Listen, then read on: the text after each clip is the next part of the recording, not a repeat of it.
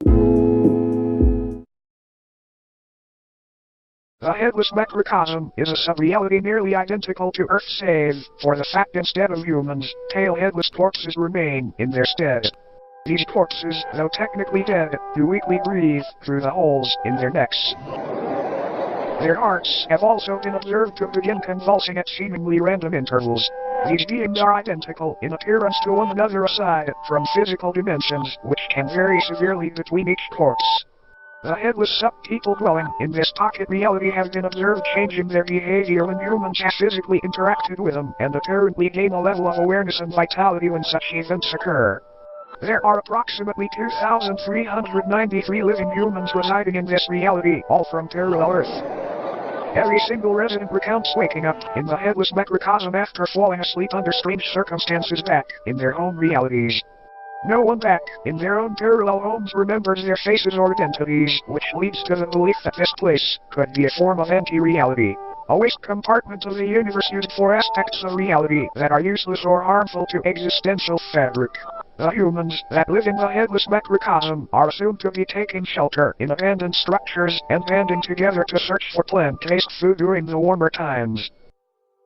Fun fact. Humans have coined multiple terms and nicknames for these headless corpses, such as stumpies, cranes, and ichabodies. Despite this sub-reality being detached from main reality, an incident took place which created a temporary tier between the two. A man residing in the Headless Macrocosm was walking through a field with a small house in the center. Upon reaching the house, the man unintentionally brushed up against one of the breathing bodies. This body, just before motionless aside from the labored convulsions, sprang to life and removed the head of the man. It then proceeded to attach the severed head to the stump of its own neck. The man's name was Michael Hedford. After the corpse had placed Michael's head where its own should be, an event occurred back on Earth in the year 2061 that resulted in governmental intervention. A family's call to the authorities described an impossibly tall naked figure appearing in their backyard.